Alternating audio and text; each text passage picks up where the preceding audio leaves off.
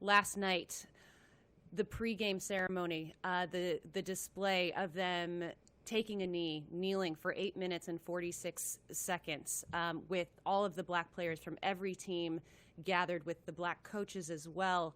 And then today with Philadelphia Union, we saw the jerseys that they wore with the names of black lives that have been lost at the hands of police brutality. I mean, it has just been, for me, this has just been such an incredibly powerful moment for sports. And as one of the first professional leagues back to play, the precedent that they have set, the way that they have been able to get this organized and to make this kind of statement so eloquently it's pretty remarkable. Kaylin, what are your thoughts?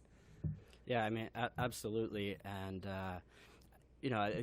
when you think about what these players have been going through, right, during this global pandemic that affects black and brown communities more than any other community as well. More black people and brown people have died from this COVID-19 crisis than anything. So it's affected this community, and then on top of it, with the ongoing systemic violence and racism and police brutality that's been facing the black community at the same time, and that's a pandemic that has gone long before this COVID-19 crisis. So these players have been protesting in a lot of ways for a long time now, and now because they're all in Orlando together, that's why it was so powerful to see them organize, formalize their place, guarantee a seat at the table, not just for this generation of young black men, but for generations to come.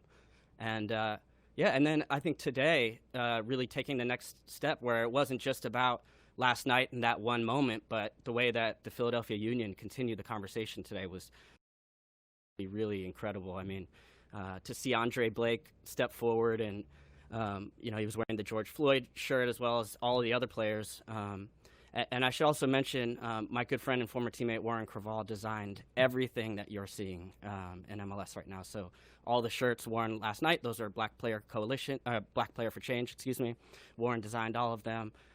The MLS's black face masks, custom that he made, as well as the jerseys, the back of the message that you saw Jim Curtin and really all the players wear today in solidarity. So it's been amazing to see. And, it's not just about this part, especially with all the individual names, right? Because you saw, like, Ray Gaddis was wearing Breonna Taylor, who, by the way, the police have not been arrested. She was shot in Louisville, asleep in her own home.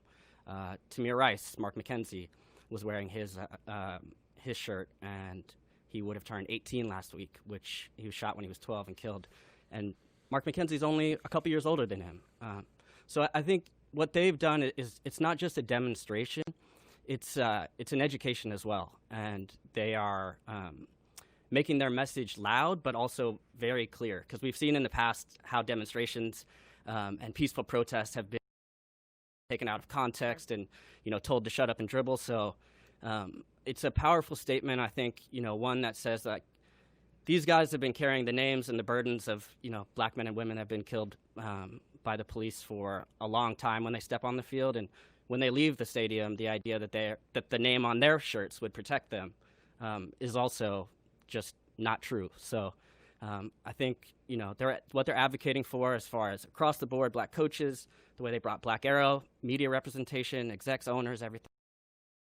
So it's, I think it's all great that we can all stand up and support them as well and show solidarity. So it's been incredible, and I'm excited to see where it goes next. Absolutely. It's just such a powerful statement, such powerful imagery. And I mean, if you could see the reactions too as well from the players that were involved on Twitter. I mean, this is important. This is number one for these guys, and the way that they have been able to amplify this cause, do it on.